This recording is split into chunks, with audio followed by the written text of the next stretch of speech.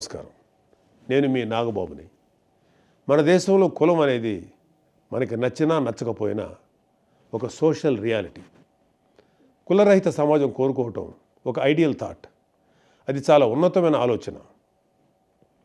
మనం గుర్రం జాషువా గారు చెప్పిన విశ్వనరుడు అనే పరిణితి అందరికీ వచ్చిన రోజు మనకు అసలు రాజకీయ పార్టీలు అవసరమే లేదు. నేను కాపు కులంలో పుట్టాను. నా కులం మీద నాకు గౌరవం ఉంది. అయినా వేరొకరిని కించపరచినంత వరకు ఎవరి కులం మీద వాళ్ళ గౌరవం అభిమానం ఉండటం నేరం ఏమీ కాదు కదా. అయినా కులం అనేది అందరికీ బై బర్తే కానీ ఎవరికి బై చాయిస్ కాదుగా. మనం ఎక్కడ పుట్టాలో మనం నిర్ణయించుకోలేం, కానీ ఎలా బతకాలో అది మాత్రం మనం నిర్ణయించుకోవచ్చు. బట్ రాజకీయాల్లో ఐడియల్ సినారియోస్ కన్నా ప్రాక్టికల్గా ఉంటూ రియలిస్టిక్గా మాట్లాడాలి కాబట్టి కులం అనే రియాలిటీ గురించి మాట్లాడక తప్పదు. అందుకే పవన్ కళ్యాణ్ గారు ఎంతగానో ఆలోచించి జనసేన మూల సిద్ధాంతాలు ఒకటైన కులాలను కలిపే ఆలోచన విధానం గురించి చెప్పారు. మన సమాజంలో పెద్ద సంఖ్యాబలం ఉన్న కులాలు చిన్న సంఖ్యలో ఉన్న కులాలను భుజం తట్టి ప్రోత్సహిస్తే మనకి సామాజిక న్యాయం అనేది ఆటోమేటిక్గా జరుగుతుంది. అందుకే కళ్యాణ్ గారు ఒక మాట అన్నారు, రాష్ట్రంలో అధిక శాతం జనాభా ఉన్న కాపులు ఒక పెద్దన్న పాత్ర పోషించాలి అని. దీనికి మంచి ఉదాహరణ మొన్న జనసేన పార్టీ పోటీ చేసిన అనకాపల్లి అసెంబ్లీ సీటు. అక్కడ 40% కాపులు ఉన్నా కూడా జనసేన ఆ సీటుని ఒక బీసీ సోదరుడైన గౌర సామాజిక వర్గానికి చెందిన శ్రీ కొణతాల రామకృష్ణ గారికి ఇచ్చింది. కళ్యాణ్ గారు చెప్పినట్లుగానే కాపులు గౌరలు కలిసిమెలిసి పనిచేసి ఆ సీటుని గెలిపించుకున్నారు. అసలు జనసేన మీద కులముద్ర వేసి విషం చిమ్ముదామని చూసి ఎవరైనా ఈ ఒక్క ప్రశ్నకు సమాధానం చెప్పగలరా? 40% కాపులు ఉన్న నియోజకవర్గంలో 20% ఉన్న గౌర సోదరులకు టికెట్ ఎందుకు ఇచ్చాం? అలాగే విశాఖపట్నం సౌత్లో కూడా కుల సమీకరణాలు పక్కన పెట్టి బీసీ యాదవ సోదరుడికి సీట్ ఎందుకు ఇచ్చాం? ఎందుకంటే మేము కులాలను కలుపుతూ ముందుకు వెళ్ళాలి అని మనసా వాచా కర్మణ నమ్మేవాళ్ళం కాబట్టి. కళ్యాణ్ గారి సిద్ధాంతాలను జనం కూడా నమ్మారు కాబట్టి వైజాగ్ సౌత్లో జనసేన అభ్యర్థి వంశీకృష్ణ యాదవ్ గారికి రాష్ట్రంలోనే అత్యధిక శాతం ఓట్లు వచ్చాయి. ఎందుకంటే ప్రూఫ్ ఇంకేం అవసరం లేదు. అయినా వైసీపీలోని నాయకులకి ఒక మునిశాపం ఉంది. వాళ్ళు నిజం మాట్లాడితే తల 1000 ముక్కలై చస్తారు. నోరు ఇప్పితే చాలు అబద్ధాలు, లేదంటే బూతులు. ఈ రెండు తప్ప ఏమీ రావు వాళ్ళకి. చిన్న అవకాశం దొరికినా ఏవో మాయమాటలు చెప్పి కులాల్ని రెచ్చగొట్టి కుల రాజకీయం చేయటం వీళ్ళకి వెన్నతో పెట్టిన విద్య. అయినా ముఖ్యమంత్రిని బూతులు తిడితే జైల్లో పెట్టక ముద్దెట్టుకుంటారా?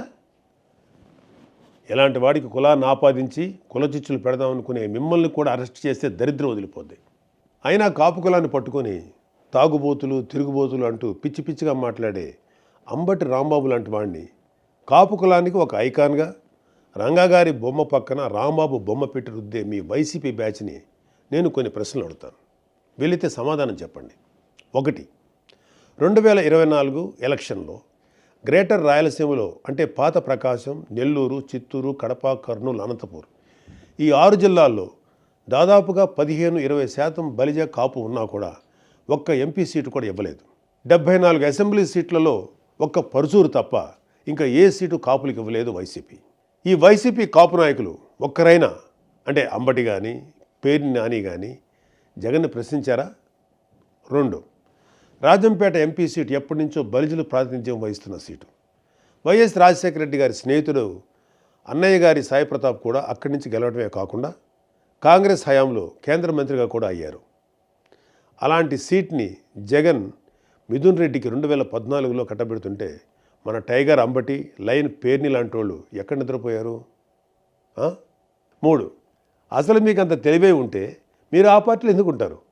అసలు మిమ్మల్ని మీరు ఒకసారి ప్రశ్నించుకోండి.